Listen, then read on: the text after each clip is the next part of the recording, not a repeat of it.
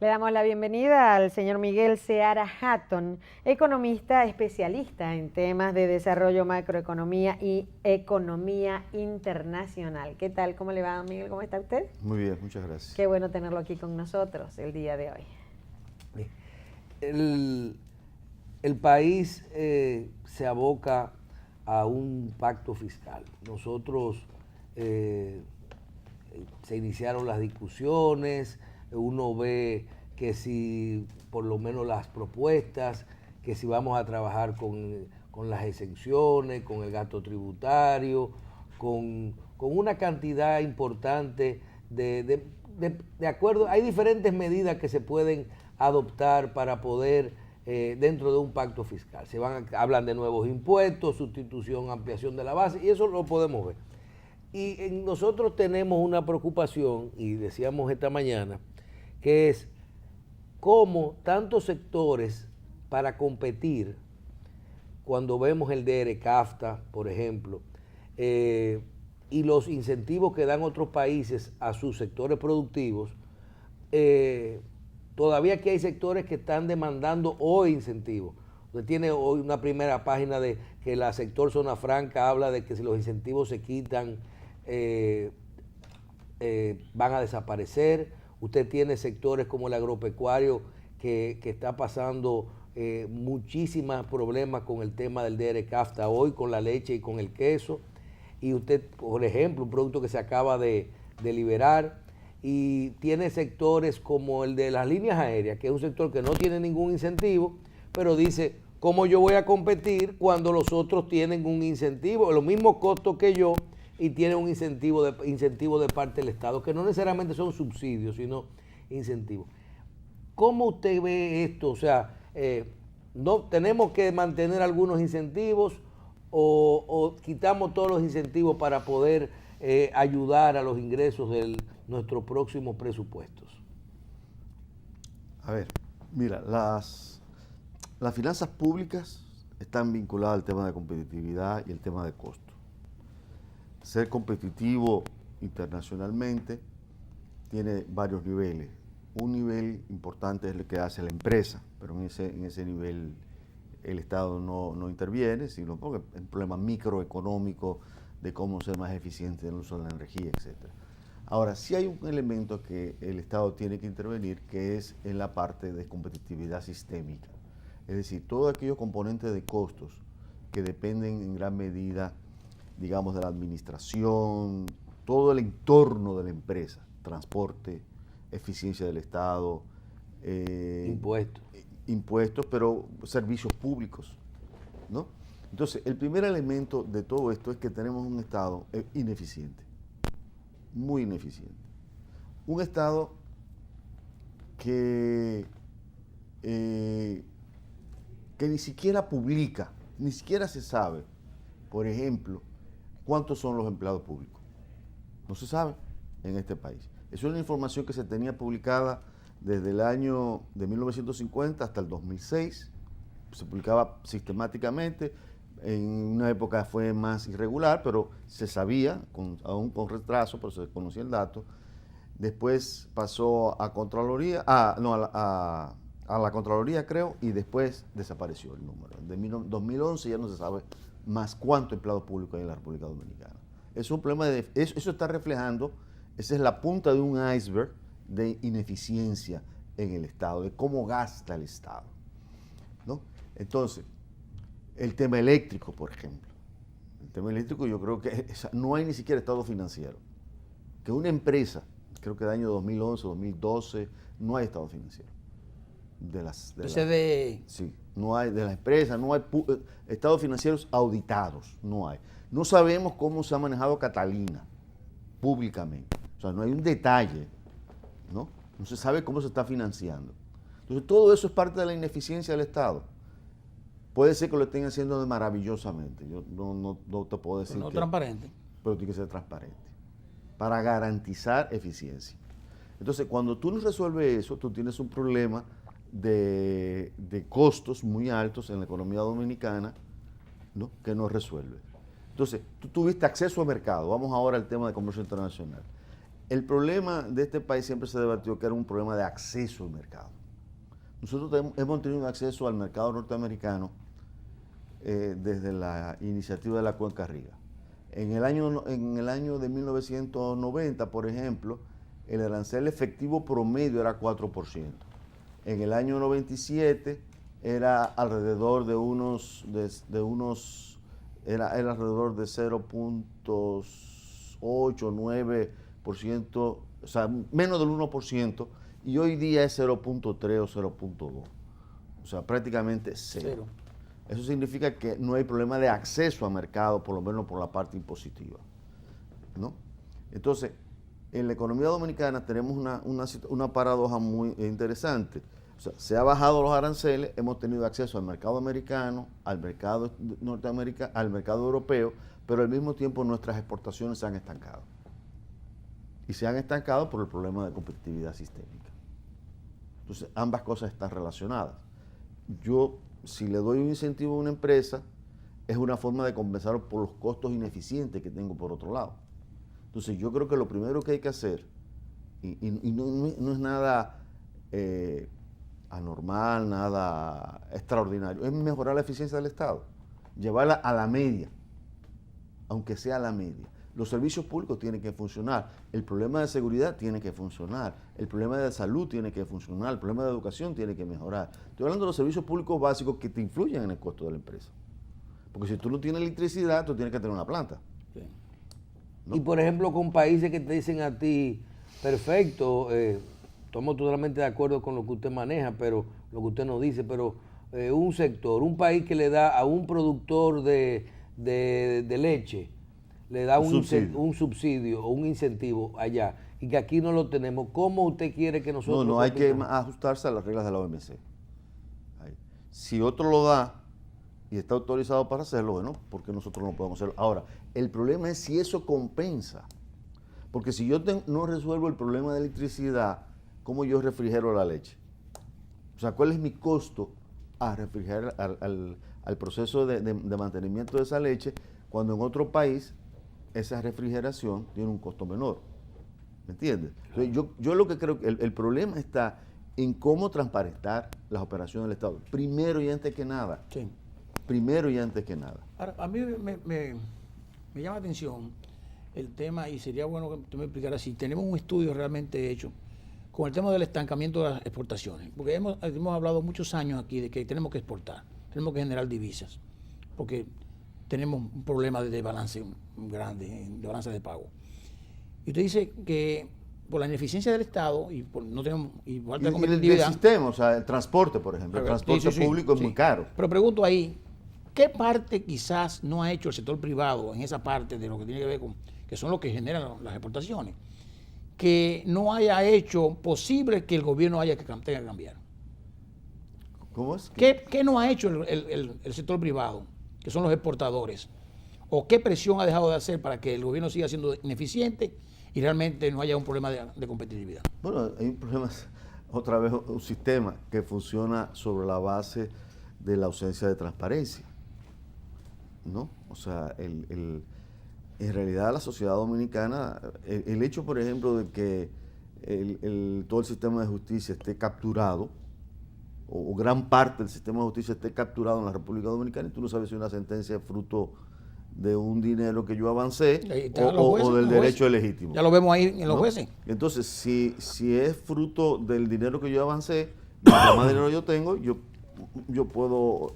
Tiene ganancia de causa. Exactamente. O que el Estado esté capturado, y entonces mi cercanía con el Estado, si yo soy don fulano de tal, y cojo el teléfono y llamo al ministro, el ministro coge el teléfono. Si yo soy un simple ciudadano, pues no. Entonces el sistema promueve ese tipo, la forma de funcionar, hasta de la política. La forma de funcionar del sistema político promueve ese tipo de conducta, ¿no? Que son una distorsión completa de cómo debe funcionar el sistema político. Mira, yo siempre he dicho algo y lo repito cada vez que voy a la televisión. El capital para acumularse necesita instituciones. Si no hay instituciones legítimas, legales, que funcionen correctamente, ¿qué tipo de capital tú vas a traer? Un tipo de capital que lo que quiere es aprovecharse de las fisuras institucionales, por decirlo de una manera decente, ¿no? O sea, el tipo que viene y déjame ver si yo le doy soborno. un soborno a fulano, un soborno a sotano, un soborno al otro y hago mi negocio. Claro. Eso no todas las empresas lo hacen. Hay empresas que tienen más predisposición a esa, pero la gran mayoría de las empresas no tienen esa predisposición, ¿no? Okay. Hay un tema radical aquí, o medular, tiene que ver con la deuda. Y todo el mundo dice que nosotros estamos en el tope de la deuda y que no podemos seguir endeudándonos. Y tenemos un déficit presupuestario y un déficit aceptado por los organismos internacionales de un 2 punto tanto por ciento ahora, y que el gobierno se pasa o no se pasa. Y el gobierno dice que está manejando su deuda adecuadamente. Y ahora recientemente el Banco Central anuncia que le acaban de pagar lo que le debían al Fondo Monetario Internacional, que hacía 30 años que no. El fondo reconoce que hace mucho que no estaba el país sin cero deuda y que tiene sus puertas abiertas para que vuelvan, porque es un prestamista del Fondo Monetario Internacional. Pregunto al señor Seara Hatton, ciertamente la deuda es un grave problema, estamos en el tope, está manejada o realmente tenemos maquillaje de cifras. No, a ver, la deuda es un problema en la medida en que yo estoy dedicando más del 20% de mis ingresos tributarios a pagar intereses. Okay. Eso es un problema. Okay. Y eso está subiendo. Para el año 2017 se habla que puede llegar a un 23, un 24, un 25%. Okay. Entonces, eso es un problema. Claro. Sí, porque siempre se habla con relación al PIB, 50% del PIB, pero no se habla de cuánto de los ingresos. Sí, exactamente. No, y, por supuesto, con relación al PIB es un referente, pero más importante con relación a los ingresos, pues es donde yo voy a pagar los ingresos. Claro. ¿No? En cuanto al capital, yo puedo reengancharme. Eso, de algún momento tengo que pensar a pagar, pero yo puedo por ahora reengancharme. Es decir, si se me vencen 100 de capital, 100 pesos de capital, cojo 100 pesos prestados más y lo pago. Pero usted considera que no debemos subir el endeudamiento. Yo creo que ya no. Ahora, ¿qué es lo que pasa?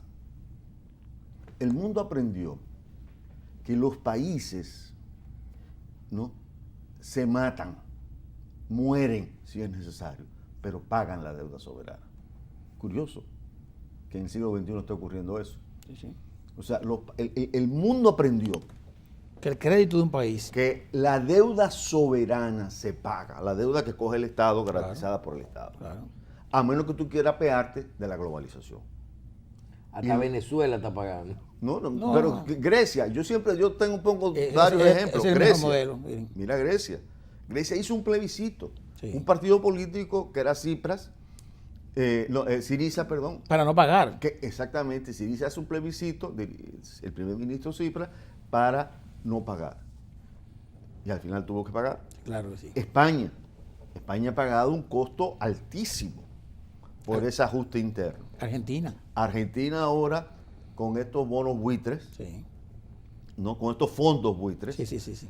en donde estaban totalmente desvalorizados, el valor facial no tenía nada que ver con el valor real, era un bono que decía, este bono vale 100 pesos, por decir algo, Sí. y tú ibas al mercado secundario, y valía lo 10. en 10, en 20 o en 30. Sí. Y hubo un grupo de vivos que lo compró. Lo compró. Y fue a un tribunal en Nueva York y dijo, mire, Esto vale tanto.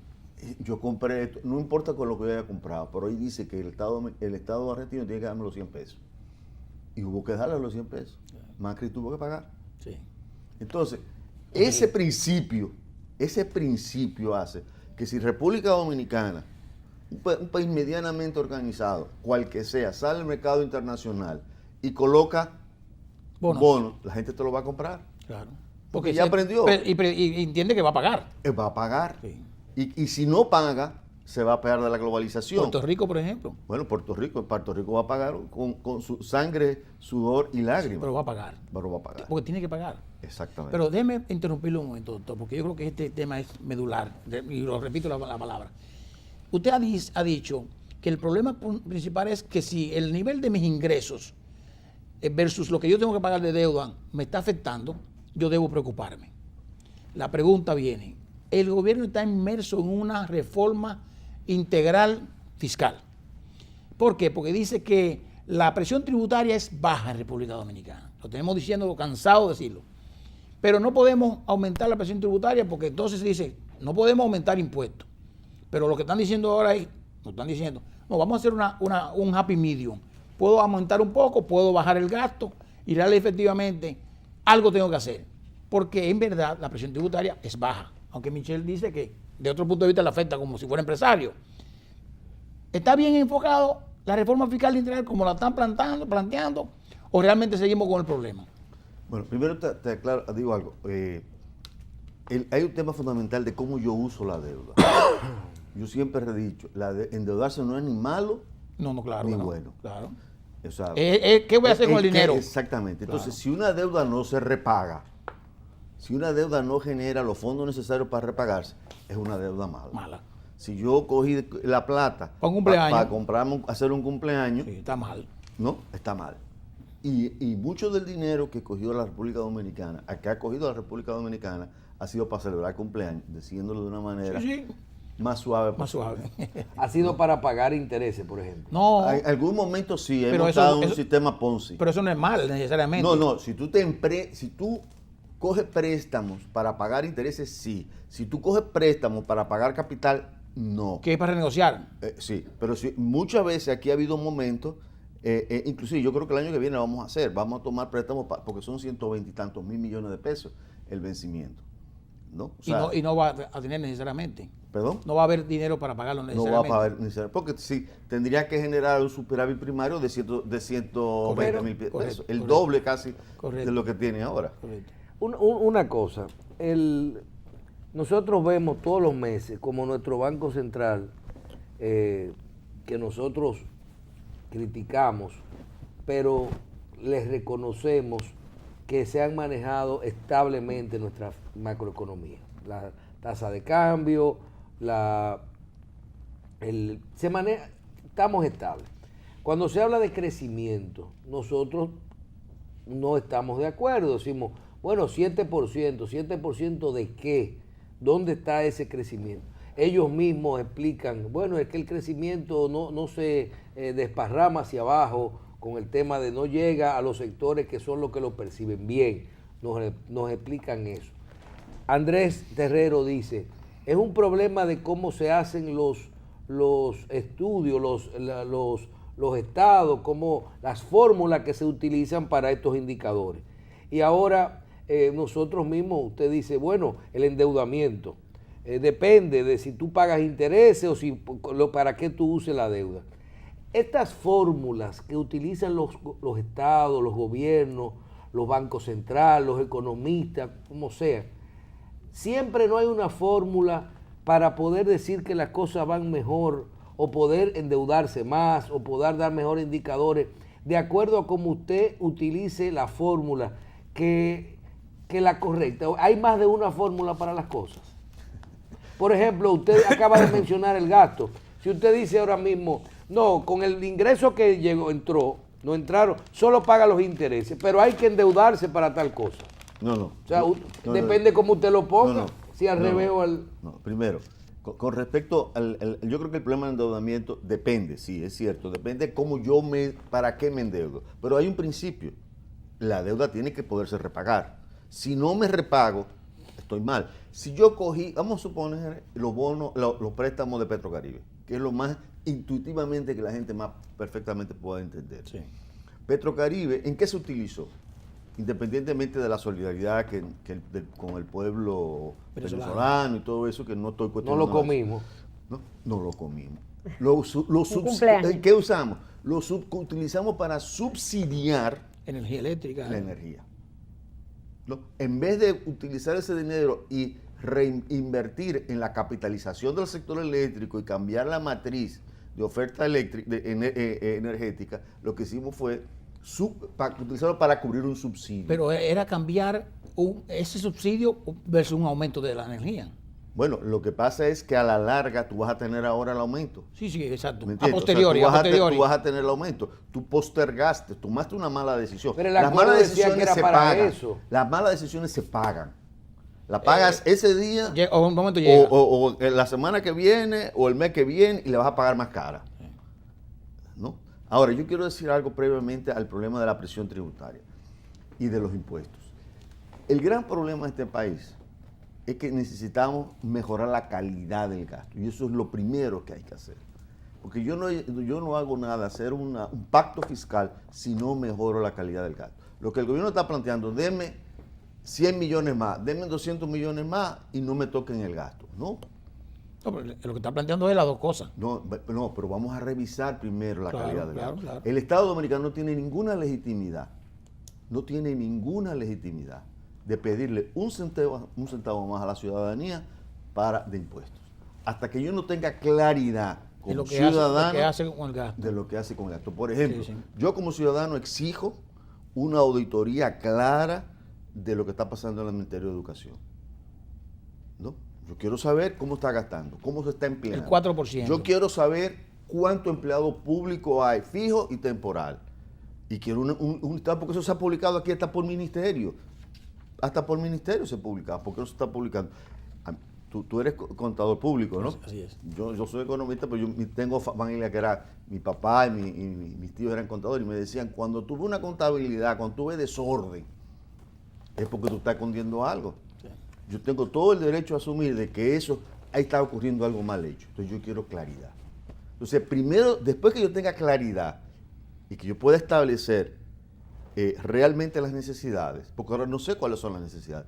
Nosotros hicimos un ejercicio en la campaña electoral pasada con un algoritmo que identificaba, hacía una comparación entre lo presupuestado para el 2016 y lo ejecutado en el 2015, que me da un exceso de gasto de alrededor del 2.5% del producto, 2.3% del producto, 75 mil millones de pesos.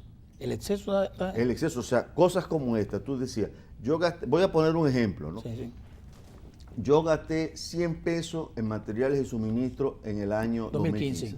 Y aparece presupuestado para el año 2016 800 millones de pesos. 80 millones, o 800, sí. Sí, sí, sí. El programa, ejecuté 100 y programé 800. Dime, ¿y de dónde tú vas a saltar? Sí, sí. De 100 a 800. ¿Qué premisa es esa? Exactamente. Entonces, nosotros detectamos que había casi 70 mil millones de pesos en esas condiciones. Entonces, todo eso tiene que aclararse. No es posible que no sepamos qué pasó con Catalina, por Dios. ¿Qué pasó con el dinero ¿A cómo está el petróleo? ¿A cómo está el petróleo? Sí, está 40 ahora. 40 y pico. Bueno, ¿y 20, cuándo hicimos el presupuesto? ¿Y qué pasó con esa El diferencia? diferencial. ¿A dónde fue? ¿Quién Pero lo tiene? ya eso lo explicaron bastante bien. Ah, Aquí sí. mismo lo explicaron. Yo le voy a yo dar no lo he informe. visto. Ojalá yo pero quisiera usted ver tiene los el informe, números. porque hay cosas, informes que están ahí. Mire, yo no le discuto, pero lo de Catalina, aquí lo mismo lo han dicho su financiamiento y todo, Ajá. y lo han entregado. pues mira, qué bien, y inclusive había representantes de todos los sectores en esa entrega de Catalina. Yo realmente, ojalá, a lo mejor me pasó por... Sí, pero hay yo que- quisiera verlo. Tal vez lo de los empleados públicos y eso, pero lo de Catalina. Pero lo que él dice, sí, o sea, la transparencia es necesaria. Y una auditoría anualmente de ese proyecto. No, y de todo. O sea, Y de y todo. después que tú resuelves el problema de Digo, la sí, como estructura como de dices, gasto si no lo hay, y la pues. calidad del gasto, entonces tú te planteas el problema de El los ingreso. impuestos. El desarrollo necesita financiamiento, sí. Sí. Eso es verdad. Hay que buscar financiamiento para el desarrollo. Ahora, yo no te voy a dar los cuartos porque yo no confío en ti. Una pregunta, doctor. El tema de los presupuestos. Terrero y yo decíamos en la mañana, pero ¿cómo se puede vivir en un país donde si tú sumas todas las partidas contempladas en el presupuesto, En las leyes. te da 150, 160%. Y todavía ahí tú tienes que ninguna se cumplen. Terrero hablaba de dispensas, que siempre hay una dispensa porque no se dan, pero también tú tienes entonces demandas de un 5% del PIB al sector salud. Usted que sabe muy bien, aquí mismo lo ha dicho, que son cosas que hay que evaluarlas, que son imposibles. O sea, ¿para qué ponerlo para no ejecutarlo? No, todas esas leyes hay que revisarlas. Bien, pero ¿qué usted haría con eso? Por ejemplo, No, es que eso ¿cómo usted exige, por ejemplo, un 5% al sector salud, sabiendo que eso es demagogia, que no es real, que no se puede hacer? No. El país necesita gasto en salud. Exacto. Ahora, el problema es un problema de prioridades. Si puede o no ¿En puede? dónde estamos gastando? Si tú tienes un Congreso que recibe más dinero que lo que recibe el sistema de justicia, hay una distorsión. Hay un problema de prioridades. Entonces, lo que hay que establecer claramente son las prioridades. Si tú quieres gastar en algo, aparece el dinero. El problema es establecer las prioridades de esta sociedad. ¿Cuáles son? Mi prioridad es educación, sí. Mi prioridad es salud, sí. Ahora, una cosa mecánica de un tanto por ciento, eso hay que cuestionárselo porque a veces puede ser necesario. Pero camisa de fuerza. Puede no ser necesario, puede ser un proceso lento donde tú te digas, bueno, yo voy a llegar al promedio de América Latina del gasto de salud como porcentaje del producto, que está alrededor de 5%. Exacto, pero puedes hacerlo a largo plazo. Tú puedes decir, pero tengo que ir mejorando la calidad. Sí. Y porque yo te inyecto dinero ahora y no quiere decir que tú tengas la capacidad de gastarlo. Probablemente te vas a inventar cualquier locura para gastar un presupuesto. Entonces hay que tener una capacidad de gestión. Uno de los ministerios más difíciles desde el punto de vista de la gestión presupuestaria es menos claro. Y mire que nosotros es salud. Es salud. Yo he hecho varios trabajos sobre el tema de salud. Están constantemente cambiando. No solamente en salud, en general faltan muchos detalles en la ejecución presupuestaria. No hay un patrón claro. En las sectoriales te registran un gasto donde sea, ¿no? Entonces, si tú no tienes un orden. Pero eso se puede lograr. Claro, porque es un problema de orden, de organización, de institucionalidad. Ahí sí yo no estoy de acuerdo, No. Eso hay que hacerlo. Doctor, mire, Claro. usted es un técnico de calidad, nosotros lo sabemos y lo reconocemos, y reputado. Y cuando lo oímos hablando a usted en cualquier foro, sabemos que está hablando un técnico. Lógicamente, usted es político también. Pero hay muchos políticos que hablan de tecnicismo mal, pero usted es una persona respetada. Le pregunto, el Fondo Monetario, Banco Mundial y otros organismos han hablado muy bien sobre la economía dominicana. Ahora se termina el Consejo Monetario Centroamericano, que estaba reunido en Punta Cana, y dicen que la región, la economía está bien, y que dentro de eso bien, la República Dominicana sobresale como muy bien. Le pregunto, ¿real y efectivamente, porque su criterio es contrario a eso, real y efectivamente, ¿dónde estamos? ¿Estamos en qué? ¿Es un organismo que dice eso porque es un prestamista o porque nos ayudan? ¿O realmente la economía está mal? No, o sea, porque es que todo es relativo. Efectivamente, ahora estoy leyendo un libro de Danny Roderick, un economista, que cada vez que le pregunta dice, depende. Ah, ok. Él dice, la economía depende. Sí. A nivel macro sí estamos bien. Okay. Yo no creo que eso, o sea, la estabilidad, creo que lo mencionó Michelle lo dijo. Michelle decía, el tipo de cambio se ha manejado bien, con un proceso lento de evaluatorio, Correcto. pero razonable. La inflación está bajo control, ¿no? Y hay crecimiento del producto. Sí. Ahora, y un crecimiento que se critica mucho la metodología, pero si el Banco Mundial y el Fondo lo aceptan, uno no puede hacer otra cosa que aceptar ese número. Exactamente. ¿No? Ahora, eso es en un plano. Entonces, yo lo que creo es que cuando los organismos internacionales hablan del país, lo que se refiere es a esa lectura macro, ¿no? Y que si tú tienes crecimiento, inflación baja y tipo de cambio devaluándose, pero de una manera estable, sí. ¿no? En esa lectura, sí. Okay. ¿No? Ahora, si tú vas a la calidad de vida de la gente, si tú vas al problema de la estructura del gasto público, si tú vas al problema de las prioridades, entonces es otra cosa. Es otra cosa. Regularmente en la macroeconomía lo que le interesa son los niveles. La macro, cuando ese tipo de organismo dice algo, son en la macro, que es el nivel. Correcto. Cuando tú trabajas el tema de desarrollo, a ti te interesa el nivel y la estructura. Okay. Cómo gasta, okay. cómo se genera ese crecimiento. La calidad. El crecimiento está generando empleo o no está generando empleo. Pues tú puedes tener un crecimiento alto y no generar suficiente empleo. Totalmente de acuerdo. Doctor, gracias. Esperamos, se nos hace por sus actividades, parece que también académicas, queremos a veces traerlo otros días de la semana, pero lo vamos a invitar muchos lunes de ahora en adelante. Muchísimas gracias. Muchísimas gracias. Gracias. Muy Le amable. damos las gracias al doctor Seara Hatton por haber estado con nosotros hoy lunes, 1 de agosto del 2016. Gracias. Hasta mañana, si Dios lo permite.